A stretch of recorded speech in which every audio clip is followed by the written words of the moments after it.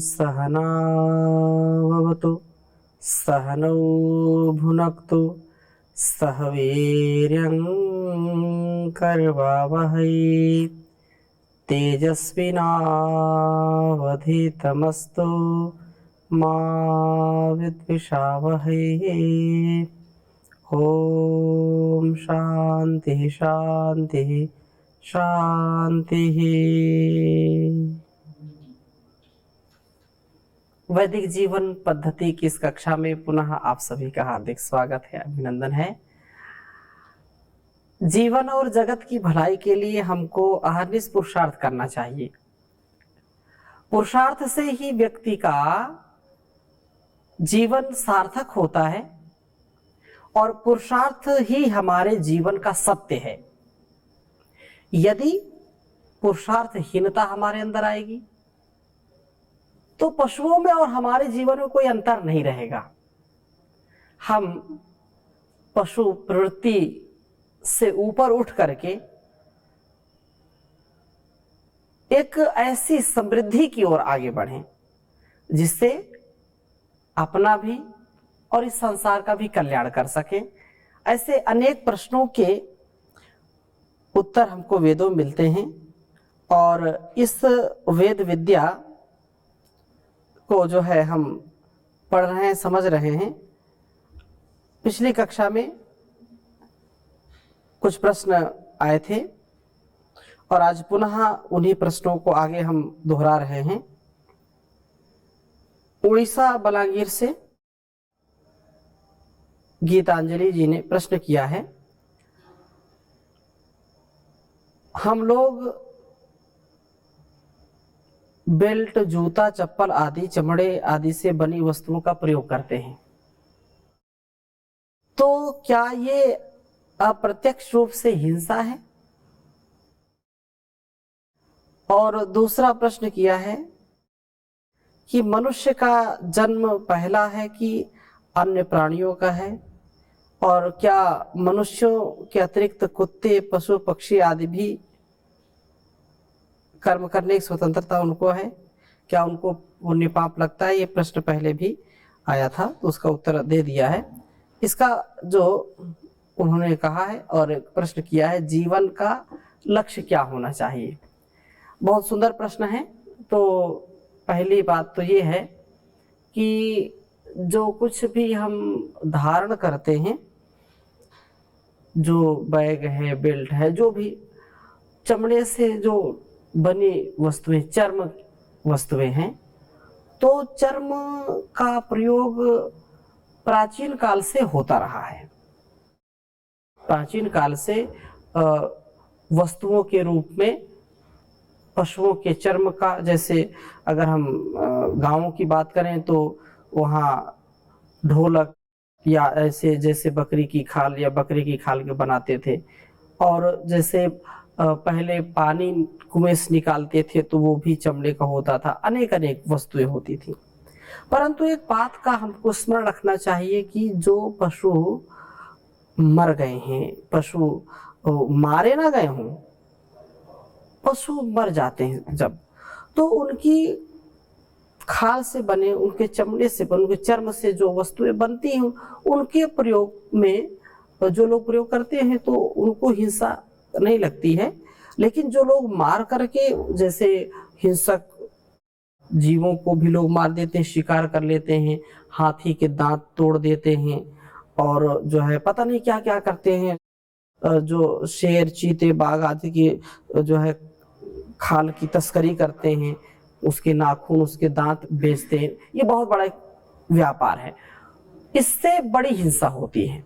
लेकिन जो लोग स्वतः ही स्वाभाविक रूप से जिन पशु पक्षियों जो मर गए हैं उनका प्रयोग करने में कोई दोष नहीं है। ये एक जो प्रश्न का उत्तर है। दूसरा जो प्रश्न किया है कि मनुष्य जीवन का लक्ष्य क्या होना चाहिए, बहुत बड़ा लक्ष्य है, बहुत बड़ा प्रश्न भी है कि मनुष्य के जीवन का लक्ष्य क्या होना चाहिए। तो कहा कि आत्मनो मोक्षार्थम जगत हिताय च, धर्म, अर्थ, काम और मोक्ष, ये पुरुषार्थ चतुष्टय।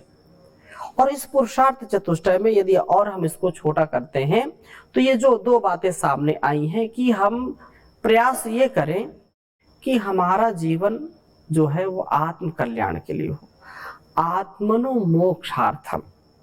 हम मुक्ति के लिए आए हैं, तो मुक्ति कैसे होगी? मुक्ति होगी जब इस संसार की वस्तुओं में, व्यक्तियों में, स्थानों में हमारी आसक्ति नहीं होगी। Complete attachment with complete detachment in person, in place, in things. हम वस्तुओं में, व्यक्तियों में और स्थानों में ऐसे फंस जाते हैं, वो आसक्ति हमको मुक्त नहीं होने देती। हम बिना वस्तु के, बिना व्यक्ति के, बिना स्थान के रह भी नहीं सकते, ये भी एक सत्य है। परंतु उन वस्तुओं, व्यक्तियों और स्थानों का प्रयोग हमको निर्लेप भाव से करना चाहिए। हमको उनमें फंसना नहीं है। व्यक्ति में फंस जाता है, स्त्री पुरुष में, पुरुष स्त्री में फंस जाता है। ऐसा करने वाला व्यक्ति कभी भी उद्धार को प्राप्त नहीं होता। छोटी छोटी वस्तुओं की जो है आसक्ति हो जाती, वस्तुओं में, मोबाइल में आसक्ति हो गई, किसी को कार में आसक्ति हो गई, किसी को अलग अलग व्यवहार हैं संसार के, उनमें आसक्ति हो जाती, और ना मिले तो झगड़ा भी लोग करते हैं, ना मिले तो कई बार इतने तनाव में आ जाते हैं कि आत्महत्या भी कर लेते हैं। ये जो स्थिति है ये अत्यंत दयनीय स्थिति है। ऐसा नहीं होना चाहिए। हमको अपने मुक्ति का उपाय सोचना चाहिए कि क्या इस वस्तु के बिना मेरा जीवन चलेगा या नहीं चलेगा, और अगर चल जाता है तो फिर आसक्ति नहीं होनी चाहिए। यदि किसी व्यक्ति के न होने से क्या मेरा जीवन चलेगा या नहीं चलेगा, तो यदि चल सकता है तो उसमें आसक्ति क्यों रखना। किसी स्थान से यदि आसक्ति है तो क्या यह स्थान न हो तो क्या मैं जीऊंगा नहीं, क्या मेरा जीवन चलेगा नहीं क्या? ये जो प्रश्न हैं, इन प्रश्नों के उत्तर हमको स्वतः ही मिल जाते हैं यदि हम थोड़ा सा भी विवेक रखते हैं, यदि थोड़ा सा भी हम वैराग्य रखते हैं। तो आत्म उन्नति के लिए जीवन जीना, भर्तृहरि बहुत सुंदर कहते हैं कि जैसे यहाँ कहा कि आत्मनो मोक्षार्थम, प्रश्न किया है कि जीवन का लक्ष्य क्या है, जीवन का लक्ष्य क्या होना चाहिए, तो आत्मोद्धार लक्ष्य होना चाहिए। और दूसरा है विश्व के कल्याण करना, आत्मनो मोक्षार्थम जगत हिताय च, संसार की सेवा करना सेवा सत्कार, करना दूसरों से प्यार, लेके जग से बुराई मत जाना रे, हो लेके जग से बुराई मत जाना रे। घर आए को भगवान समझना, खुद अपना सा इंसान समझना, कभी बोलना ना झूठ, कभी करना ना लूट, न किसी को कभी भी तू सताना रे, हो लेके जग से बुराई मत जाना रे। सबसे मीठी वाणी बोल, यही भेंट अनमोल, न किसी को कभी भी तू सताना रे, हो लेके जग से बुराई मत जाना रे। बंदे कभी बनना ना अभिमानी, ईश्वर के आगे चले ना बेईमानी, ईश्वर लेगा हिसाब, देना पाए तू जवाब, तब तो तुझको पड़ेगा पछताना रे, हो लेके जग से बुराई मत जाना रे। करना सेवा सत्कार, करना दूसरों से प्यार, लेके जग से बुराई मत जाना रे। तो संसार से हम बुराई लेकर के ना जाएं। हम आत्म उद्धार यदि चाहते हैं, यदि हम इस जीवन का परिष्कार चाहते हैं तो हमको आत्मोन्नति करनी चाहिए। और भर्तृहरि सुंदर लिखते हैं श्लोक। कुछ लोग बोलते ठीक है देख लेंगे, जब भक्ति कर लेंगे, जब बुढ़ापा आएगा, अभी क्या करना, 2 दिन की जो है चांदनी फिर अंधेरी रात, अभी जो करना अभी कर लो, ये जवानी बार बार आने वाली नहीं है। लेकिन इस बात को हमको स्मरण रखना चाहिए, ये जो तेरी भरी जवानी 2 दिन में ढल जाएगी, फिर चाहे जितनी देह सजा ले सुंदरता ना आएगी। हम समय को वापस नहीं ला सकते, यह पल कल आने वाला नहीं है, इसलिए आज करें, हम अभी करें। और क्या कहा सुंदर बात, यावत् स्वस्थमिदं शरीरमरुजं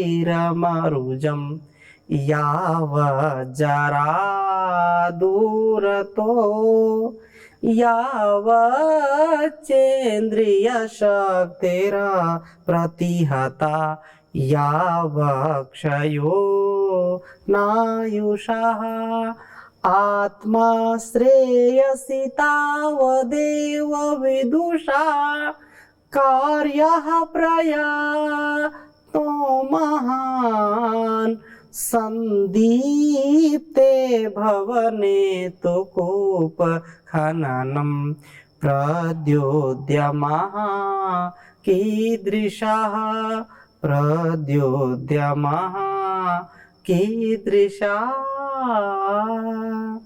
बहुत सुंदर बात कही है कि जब तक तुम्हारा शरीर स्वस्थ है, यावत स्वस्थमिदं शरीर मरुजम यावत जरा दूर, तो जब तक तुम्हारा शरीर स्वस्थ है, जब तक तुमको बुढ़ापा नहीं आ रहा है, वृद्धापन नहीं आ रहा है, यावत चेंद्रिय शक्तिरा प्रतिहता, जब तक तुम्हारी इंद्रियों में बल है, जब तक देखने का, सुनने का, सूंघने का, चखने का, स्पर्श करने का सामर्थ्य इन इंद्रियों में है, यावत शक्ति अप्रतिहता, जब तक इन शक्ति अप्रतिहित है अर्थात जब बाधित नहीं है, तब तक यावत स्वस्थमिदं शरीर मर्जम यावत जरा दूरतो यावत चेंद्रिय शक्ति प्रतिहता यावत क्षयो नायुषा, जब तक तुम्हारा शरीर स्वस्थ है,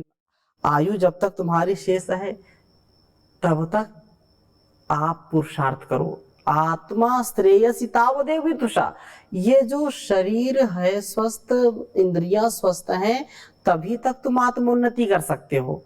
और जब शरीर एक बार बीमार हो गया, बुढ़ापा आ गया, तो तुम क्या करोगे, फिर कुछ नहीं कर सकते। तो आत्मोन्नति करो, आत्म कल्याण करो। आत्मा श्रेयसी तावदेव विदुषा कार्य प्रयत्नो महान, ये बहुत बड़ा महान कार्य है और ऐसा करने से उन्नति होगी, नहीं तो क्या होगा। संदीप्ते भवने तो कूप खन्नम प्रद्युद्यमः कीदृशः, अब किसी का मकान बहुत अच्छा बना हुआ है और उसमें आग लग जाए, आग लग गई और व्यक्ति सोचे अच्छा आग लग गई है, अब चलो कुआं खोदो, कुआं खोदो आग बुझाओ। तो ऐसा अल्पज्य व्यक्ति जब तक कुआं खोदेगा तब तक आग घर को जला करके राख कर देगी। ऐसे ही जीवन में हमको समझना चाहिए कि हम ये ना कहें कल करेंगे कल करेंगे, हम जिस लिए आए हैं, जिस लिए शरीर मिला है, उस कर्म को, उस कार्य को, उस आत्मोन्नति, आत्मोत्कर्ष के कार्य को हमको अति शीघ्र कर लेना चाहिए। उद्धार का यही उपाय है कि हम प्रभु से यही प्रार्थना करें कि हमारा उद्धार करो प्रभु। यह जो प्रश्न किया है कि जीवन को कैसे जीना चाहिए, तो आत्मनो मोक्षार्थम जगत हिताय च, जग का कल्याण करना, अपना उद्धार करना और इस जग का भी उद्धार करना, यही हम सबका परम कर्तव्य है। इसलिए क्या कहा है, प्रभु मेरे जीवन का उद्धार कर दो, भंवर में है नैया इसे पार कर दो, भंवर में है नैया इसे पार कर दो। मैं गाऊं सदा वेदों की ऋचाएं, मैं गाऊं सदा वेदों की ऋचाएं। तन मन में वेदों का संचार कर दो। प्रभु मेरे जीवन का उद्धार कर दो। मेरी इंद्रियां हो सदा मेरे वश में, मेरी इंद्रियां हो सदा मेरे वश में। मेरे मन पे मेरा ही अधिकार कर दो। प्रभु मेरे जीवन का उद्धार कर दो। न शुभ कर्म करने में पीछे रहूं मैं, न शुभ कर्म करने में पीछे रहूं मैं। कुकर्मों से मुझको खबरदार कर दो। प्रभु मेरे जीवन का उद्धार कर दो। पथिक राह में हो कोई दीन दुखिया, पथिक राह में हो कोई दीन दुखिया। मदद के लिए मुझको तैयार कर दो। प्रभु मेरे जीवन का उद्धार कर दो। भंवर में है नैया इसे पार कर दो। तो संसार से अपने आप का उद्धार करना, और केवल अपना ही नहीं अपितु इस संसार का भी उद्धार करना, उपकार करना, सदाचार करना, यही इस जीवन का लक्ष्य है। और इस लक्ष्य को जो जान लेता है, पहचान लेता है, जो समझ लेता है, वास्तव में उसका जीवन धन्य है, वही इंसान धन्य है। कर ले भला होगा भला अंत भला है, कर ले भला होगा भला अंत भला है। बस यही संसार में जीने की कला है, बस यही संसार में जीने की कला है। तो हम इस कला को सीख लें तो एक एक हमारा कर्म जो हमारे लक्ष्य को प्राप्त कराने वाला होगा, यही लक्ष्य हमारा होना चाहिए। जीवन का यही लक्ष्य है कि हम आत्मोन्नति करें और मुक्ति को प्राप्त करें। अब कुछ लोग केवल मुक्ति मुक्ति मुक्ति चिल्लाते रहते हैं और मुक्ति के पीछे लठ लेकर के ऐसा लगता है पड़ गए, कि ऐसा कि मुक्ति में जाना, मुक्ति में जाना, मोक्ष में जाना। सबसे पहला कर्म ये है अपने गलत स्वभाव से मुक्त हो जाएं, अपने गलत आचरण से मुक्त हो जाएं। काम, क्रोध, लोभ, मोह, ईर्ष्या, द्वेष, छल, कपट, इन दोषों से मुक्त हो जाए पहले, तो उससे मुक्ति हमको संसार से भी मिलेगी। लेकिन हम इनसे मुक्त हो नहीं पाते और संसार से मुक्त होना चाहते हैं, ये असंभव है। इसलिए मुक्ति तो उन्हीं की होती है जो भक्ति के साथ उस परमात्मा की शक्ति का अनुभव करते हैं, उसको आत्मसात करते हैं। ऐसा व्यक्ति कभी भी मुक्ति को नहीं प्राप्त हो सकता जो अहंकारी है। जो व्यक्ति अपने जीवन को सबसे ज्यादा ऐसा विषयों में लिप्त करके रखता है, वो कैसे मुक्ति को प्राप्त कर सकता है। इसलिए मुक्ति के लिए, उन्नति के लिए हम स्वयं भी ऐसे श्रेष्ठ कर्म करें, सारे कर्म करते हुए भी उसमें लिप्त ना हो। सारे कर्मों में हमारा जो अनुष्ठान चल रहा हो तो उसमें हम एक मतलब हम पूर्ण रूप से उसमें समाहित होते हुए भी, जैसे कहा कि निवृत्ति मूलक प्रवृत्ति, complete attachment with complete detachment, मतलब हम पूर्ण रूप से उसमें प्रवृत्त भी हो रहे हैं, लेकिन निवृत्ति मूलक हम उसमें बिल्कुल सने ना हो, हमारा उसमें ऐसा कोई भाव ना हो कि नहीं ये नहीं मिलेगा तो मेरा जीवन कैसे चलेगा। जीवन तो उस प्रभु के हवाले है, उस जीवन को हम श्रेष्ठ बनाएं। और ये बार बार हम संकल्प करते हैं और फिर टूट जाता है। आचार्य शंकर कहते हैं, यावत् पवनो निवसति देहे तावत् कुशलं पृच्छति गेहे, गतवति वायौ देहापाये भार्या बिभ्यति तस्मिन् काये, भज गोविन्दं भज गोविन्दं गोविन्दं भज मूढ़मते। ओम शांति शांति शांति।